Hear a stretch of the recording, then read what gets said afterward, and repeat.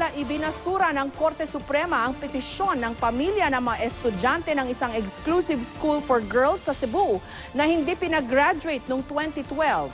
Ito'y matapos silang mag-post sa Facebook na mga litrato nilang naka-underwear lang. Kaya payo ng mga eksperto maging maingat sa pag-post ng mga larawan at pribadong impormasyon sa social media. May report si Lala Roque. March 2012, magtatapos na sana sa high school ang 5 estudyante ng St. Teresa's College sa Cebu. Pero hinarang ang kanilang pag-graduate dahil sa pagpo-post nila ng mga litrato sa Facebook. Sa mga litrato, makikita umano ang ilan sa mga estudyante na naka-underwear lamang. Nakita at dinownload daw ng kanilang guro ang mga litrato at ipinakita ito sa pamunuan ng paaralan dahil labag daw ito sa patakaran ng exclusive Catholic school para sa mga babae.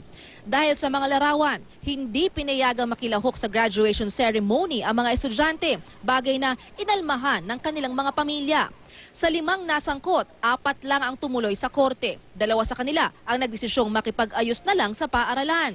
Ang 2 pa, itinuloy ang kaso at humiling sa korte ng habeas data para isurrender ng paaralan ang mga larawan na anilay illegal na dinownload mula sa Facebook account ng mga estudyante. Pero ibinasura ng Korte Suprema ang petisyon. Wala raw kasi itong sapat na basihan, lalo na't hindi napatunayan ng 2 pamilya na nalabag nga ng paaralan ng right to privacy ng mga mag-aaral. Nauna nang iginiit ng kampo ng mga estudyante na private ang mga account ng mga bata at tanging mga friends lang nila ang makakita ng litrato. Pero sabi ng Korte Suprema, walang patunay ang kampo ng mga estudyante na naka-private ang mga naturang larawan. Ang larawan o post na inilagay daw sa setting na friends only, hindi raw maituturing na pribado at hindi katiyakan na hindi na ito makikita ng ibang tao na hindi FB friend ng nag-post. Bukod dyan, kapag may nag-share o nag-tag ng isang post, maaari na ring makita ng mga kaibigan na nag-share o nag-tag na naturang post.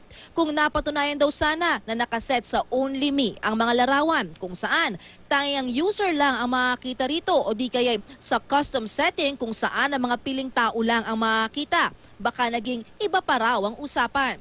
Paalala ng Supreme Court ngayon, doble ingat sa kahit anong pinopost sa social media. Kinukuhanan pa ng GMA News ng pahayag ang pamilya ng mga sangkot na mag-aaral. Payo naman ng isang technology expert, dapat maging maingat sa pag-post ng mga litrato o anumang pribadong impormasyon. Laging i-check ang privacy setting ng iyong account. Dapat sensitive tayo dun sa mga bagay na sinishare natin sa Facebook at mamimili ng tayo kung sino yung mga dapat mag-share o makakita sa mga sinishare natin. Kahit daw binura muna ang litrato o impormasyon sa account o cellphone at laptop, pwede pa rin daw itong ma-retrieve. Isipin natin na lahat yung nakalagay sa cellphone mo, kahit binura mo yan, meron mga paraan para ma-retrieve yung mga bagay na yan. Kung merong command na delete, meron tayong command na maaaring gawin na undelete. So pwede natin i-undelete yan. Malaking tulong ang teknolohiya sa ating buhay. Pero kung hindi tayo magiging responsable sa paggamit, pwedeng malaking pinsala rin ang maidulot nito. Kaya aming patuloy na paalala, think before you click. Ayan, pero nalaman. Lala Roque, GMA News.